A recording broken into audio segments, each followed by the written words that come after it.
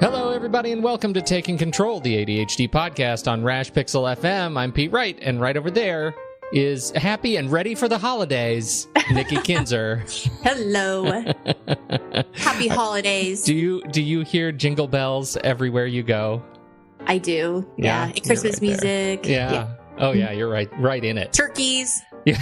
I see turkeys, fall colors. Oh, yeah. Everything twinkles. You know, you used to be like they have the the zoo lights, right? Yeah. The zoo lights. And so you go to the zoo lights. I don't know if they do this anymore, but it used to be a thing where you could go to the zoo lights and you go to the zoo at the Oregon Zoo here, and they decorate the place with a gajillion lights, right? Everything has Christmas lights on it. All the animals, they're robotic, animatronic light animals. It's really crazy. And they have these, you can buy 3D glasses, right? And those glasses, you can, when you put them on, it makes the lights like twinkle 3D at you. Wow. So I imagine if you were running through zoo lights with these glasses, it would feel like you're running through like a star field because they're so twinkly. But that's what I start to feel like everywhere I go. It's like Twinkles. The holidays are twinkling around me. I don't even need the glasses anymore. I'm just in it. You're just in it. Yeah. Yeah. I like that. I like that word. Twinkle. Yeah, you're twinkle. As promised last week, we are going to be talking about some gifts that you can get for people who are struggling with ADHD, or you can tell them to get for you. And mostly we're talking about concepts here, but I've got some recommendations that I'm pretty excited about. And mostly I've just built my gift list. That's how I went into this. This is what I want from everybody. That's awesome. Yes. But before we do that, head over to takecontroladhd.com, get to know us a little bit better, listen to the show right there on the website, or subscribe to the mailing list and make sure you get an alert every time a new episode goes out. Connect with us on Twitter or Facebook at takecontroladhd, and call us 503-664-4ADD. We'd love to hear your voice and get it on the show. All right. So are you all done with your shopping? Oh, gosh, no. Am I going to be helping you at all? Yes, you're going to be helping me a great deal. Oh, good. I'm very excited about that. Yeah. Well, and I also just wanted to add, because I don't know what you're going to say. So just going to throw that out there. Yeah, it's going to be a big surprise. But I just wanted to add that on the blog this week, I put together some ideas that are creative gifts that are not a lot of money, that they don't cost very much. So I want to throw that out there. Excellent. So I don't know what I don't know if you're going to be okay about $500 gifts or not. But well, I've got a range. Oh, you have a range. Good. Yeah, okay. There's a range. Okay. So to start with, we talked last week about how much fun it is to get somebody's services, right? You get somebody's services where they can learn a little bit more about themselves. And I think if you are an introspective person who is dealing with ADHD, you are likely somewhere in the back of your mind, even if you're not focusing on it right now, there has been a time where you have hyper-focused on your condition and who you are and the philosophical state of you-ness. And that is why, yes, Eunice. You have great words today. It's that sleep deprivation is what that is. That's where the words are going to be coming out interestingly. So I was just reintroduced to this concept by my parents, of all people. They're getting older and they are thinking about their state of Eunice. And so they signed up for 23andMe. You know about this? I have no idea. I've never heard of it. So 23andMe, they send you a little cup, a little thing, and you swab your cheek, the inside of your cheek, and you send it off to them, and it's DNA genetic testing, right? So what they do... Where are you going with this? Okay. This is fantastic. This is actually really interesting because what you can learn about yourself is your DNA composition. You can find out exactly where you came from. You can find out what your, we talk about, let's do some genealogy research, find out where our ancestors came from. But this allows you to do that at the level of your genes. So I now know that my father is 59.6% British and Irish, 9.5% French and German. He's 5% Scandinavian, right? He goes, I know that he is 0.1% Yakut. Wow. East Asian, yes.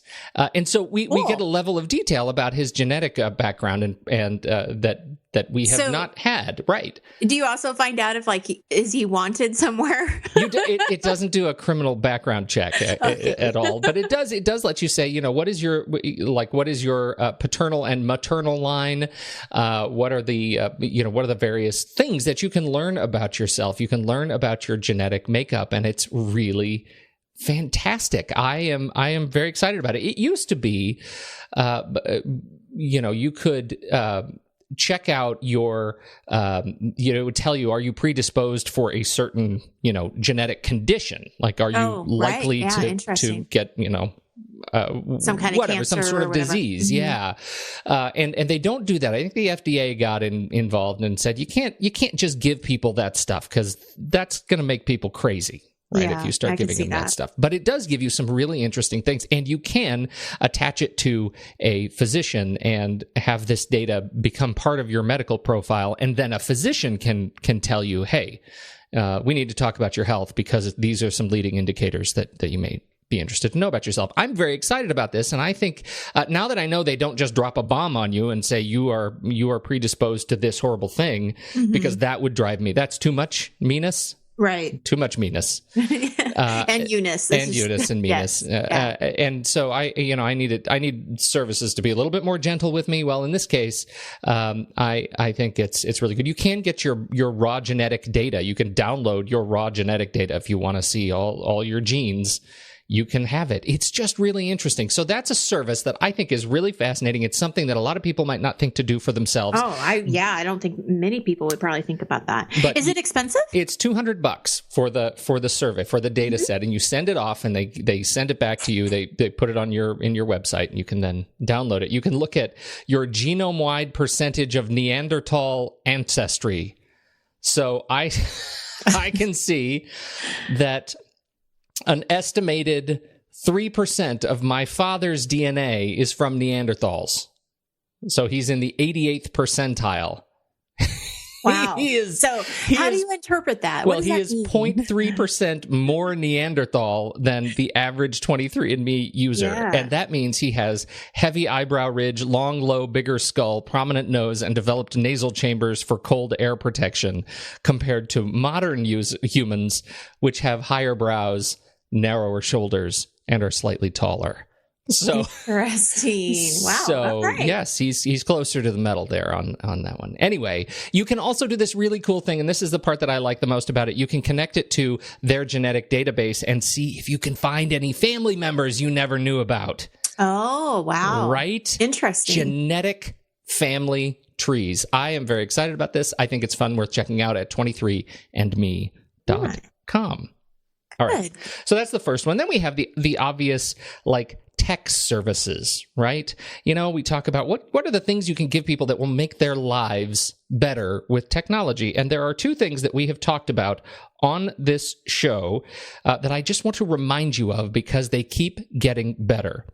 First, from the guys at the Sweet Setup, we've talked about the journal app, the digital journal app, Day One, if you recall. Yes, I do remember that. All right. So Day One is great. And if you are not using it and you are an iOS user or a Mac user, you should check it out. The guys at the Sweet Setup have written an ebook called Day One In Depth. And it is a fantastic ebook that you can get from thesweetsetup.com. It's like $8, and you download it and read it, and it will tell you things about Day One that you just never knew were possible. It is a very quick read. It's about 45,000 words, so it's a significant review, an in-depth review of this thing. But it's not War and Peace. So if you have ever been tempted to dig into a digital journal, Day One is a fantastic solution, and you can use it for so much more than just a journal. And so check it out from the guys at The Sweet Setup. Link will be in the show notes. Interesting. The next one is, you remember 1Password, because I know you're such an avid user already. Is your silence... your silence is telling me how avid a user you are? I'm signed up on it, yeah. Well, people, you need a password manager, and I did this. Yes, you do. Yes, you do. I think that probably the best gift you can give to somebody else who is not currently using one, it sounds a little invasive, but this will make their lives better. We've done a show on 1Password, but that is just not enough. When I was on vacation, summer vacation with my in-laws, and they told me that their main password for everything was ice cream with the I replaced with a 1, I nearly had a stroke. And so I immediately sat down and installed 1Password and commenced changing all of their passwords and putting them in 1Password. The learning curve for them was not shallow, let's say. It took some time to get over the hump just to understand the concept. So there was some teaching involved. I'm not going to say there wasn't teaching involved. That was a little bit of a thing. They were confused with the idea that you would have this vault for which you would know the password, and in that vault were all of your other passwords that you did not know. That was something that threw them for a loop. You're telling me I have a bank password that I don't have to remember? Yes, I'm telling you that. Well, I don't even understand how that works. Well, we got over that, and it has made their lives better. I can tell you, it has genuinely changed the lives. I have genuinely changed the lives of 2 old people. You know, that is a great idea, and I love it because it's not only helpful and you're changing their lives, right? I mean, You're protecting them, but it's a creative idea. That is such a creative gift, because I would have never thought of doing that for my parents. But I can see where that conversation probably needs to happen. Yes. And this could be a huge benefit to them. And what a great thing to do at Christmas time. It's great, Pete. I love it. Well, it's one of those things that they don't think about just how connected their accounts are to us. Right? If somebody compromised their retirement accounts, for example, we are benefactors on their retirement accounts. And so suddenly my personal information is now leaked as a result of them having an insecure password. And they did not see that connection. And so once they did, and they realized that I actually have a vested interest in them being able to use secure passwords and understanding how these things work and how to create complex passwords, it really changed the discussion. And they were much more interested in supporting us in helping them. So they are now more organized. They are more aware of their online identities, which is a huge benefit.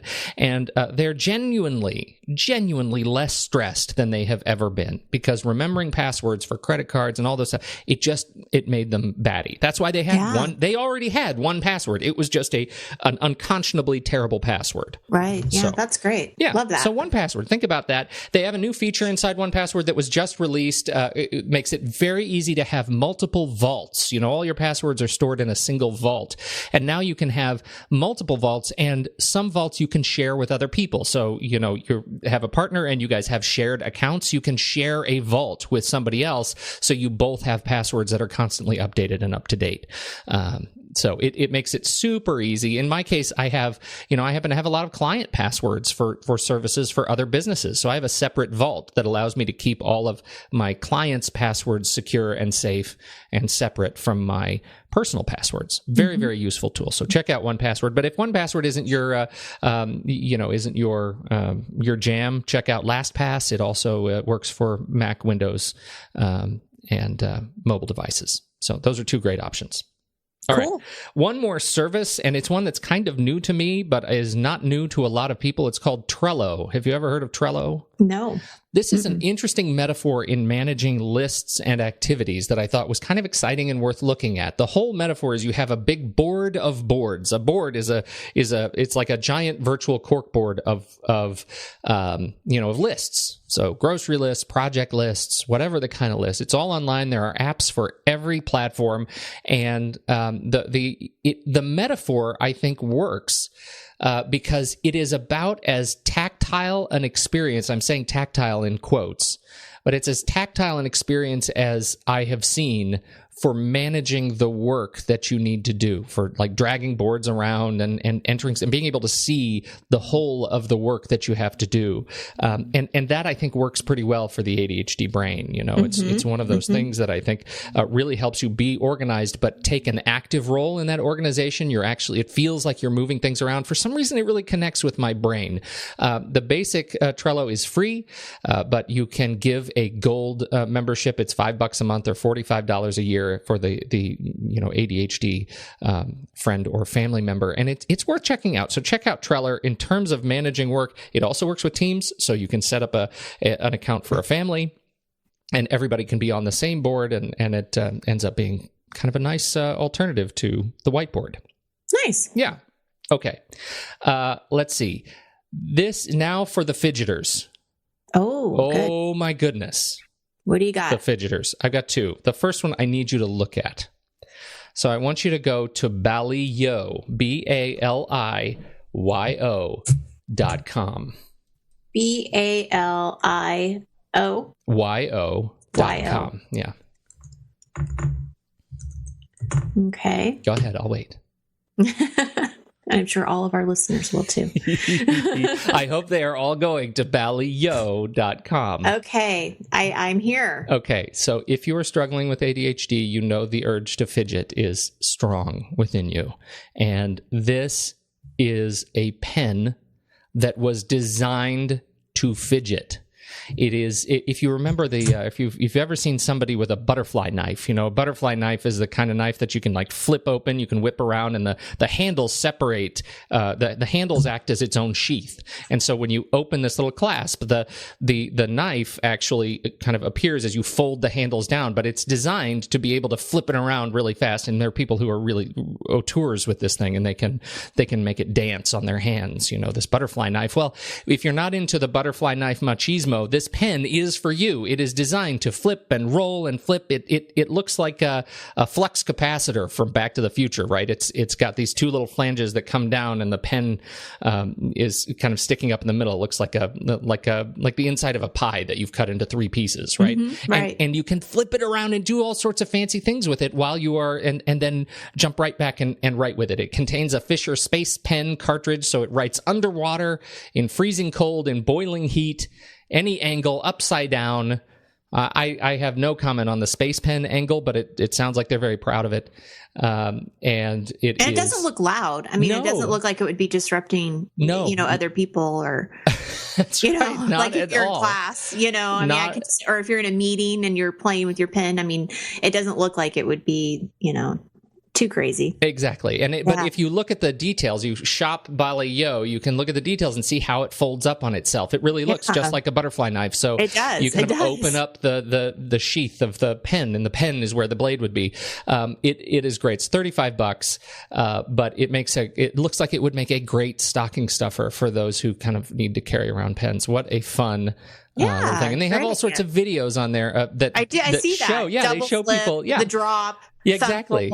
To teach you how to do some of these fun tricks with pens. Cool. So I thought that was a great one. So I'm a big fan. I put this on my gift list.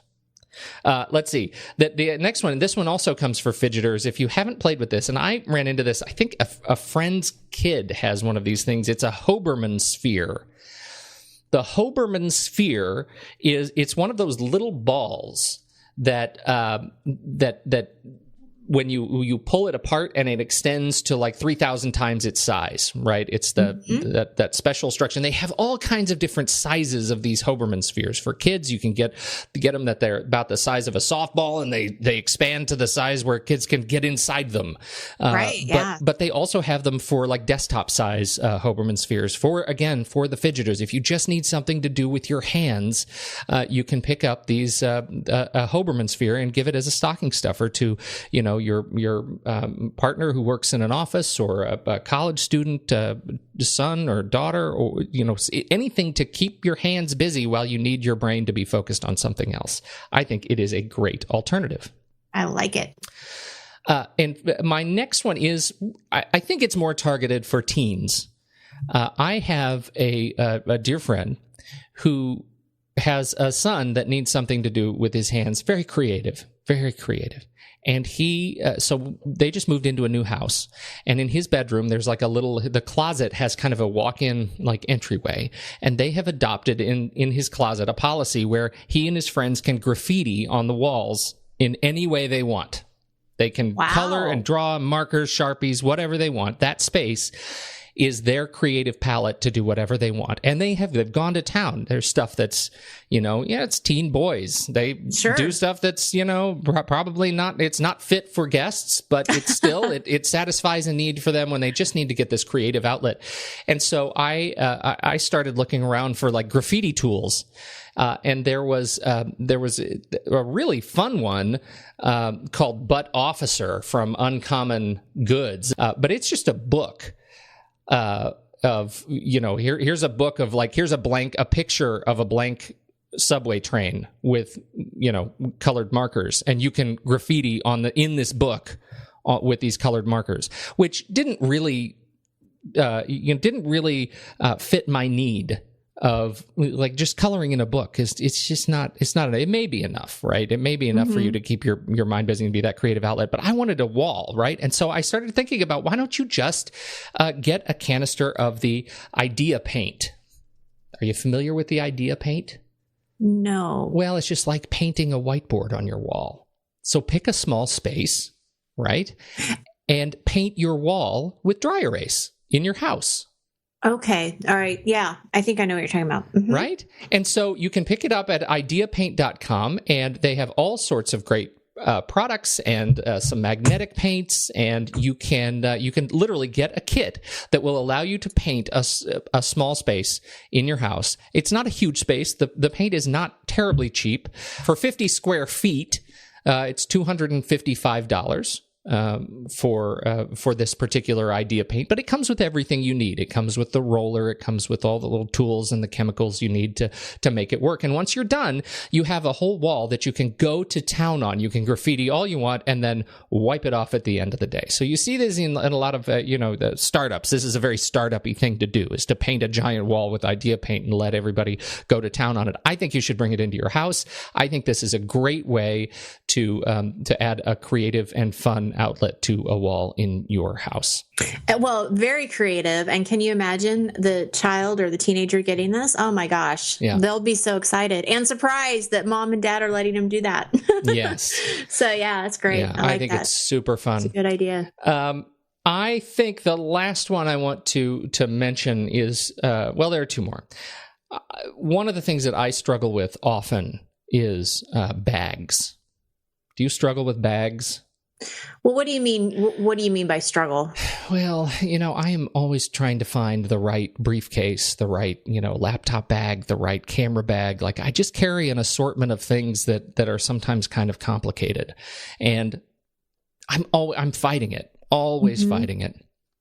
And I think it's because I'm just never happy knowing that the things that are on my shoulder or on my back are in easy reach, that I'll remember where they are when I most need them, that I actually have what I need when I need it when I'm out on the road. That is a real problem. Even if I've satisfied that need, that I know what I need, and for everything there is a place, and every place there's a purpose in my home, I leave my home a lot with stuff that I'm going to need to work on a job of that day. Right. And so I struggle with having the right bag to do the job. And so, I'm recommending a bag that really fits my need. And this one, actually, I've already ordered for Christmas. It was a Kickstarter bag from a company called Peak Design. It's called the Everyday Messenger Bag. And it is a bag that, for me, I think fits the sort of complicated requirements of my shoulder carry, which is it has to be able to take my 15-inch laptop. It has to be able to take an assortment of cables. It has to be able to take my camera and one or two lenses. And those are requirements that many people don't have. But this bag also happens to be really versatile. It has some great hardware, a great shoulder strap, great latching mechanism. Like, it met all of the requirements in terms of pockets and storage space and overall size, that for me, I'm anticipating maybe the bag that I've been looking looking for all my life. It was designed by a photographer and somebody who struggles with ADHD. Oh, interesting. And so it was, it for me fit a very tight niche of requirements. So I mentioned this bag. It's $250, and I think for a nice quality shoulder bag, it's a bag that you're gonna have for a number of years, and it's gonna end up being kind of an intimate part of your wardrobe. It's a really good one. And so, but I mention it not because of this specific bag. Check it out if you like it. That's fine.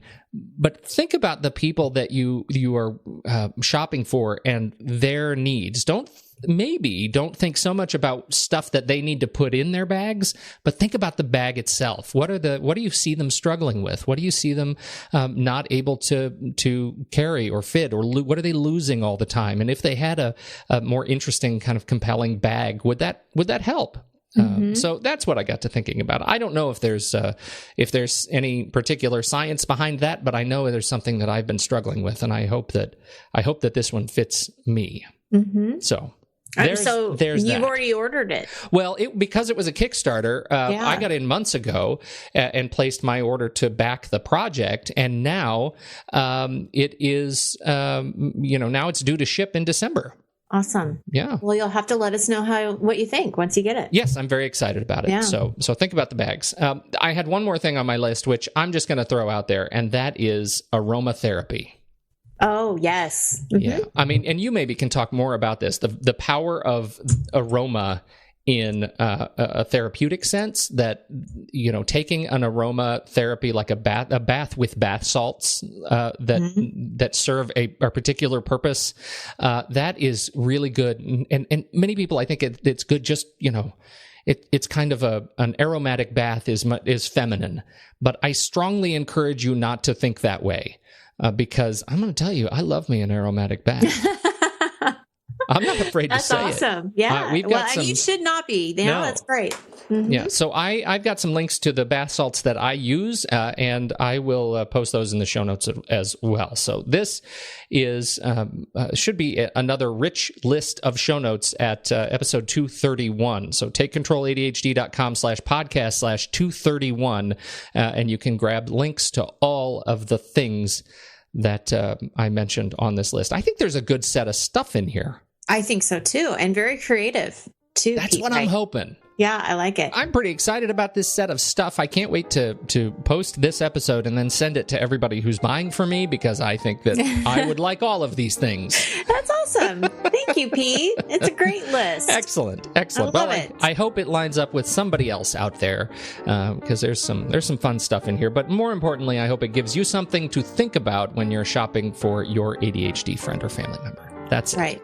That's it. Great. Thank you, everybody, for downloading and listening to this episode and all of the episodes of the ADHD podcast. We so appreciate your kind words and comments and emails and your recommendations on iTunes. That's still out there, believe it or not. So on behalf of Nikki Kinzer, I'm Pete Wright, and we'll catch you next week on Taking Control, the ADHD podcast.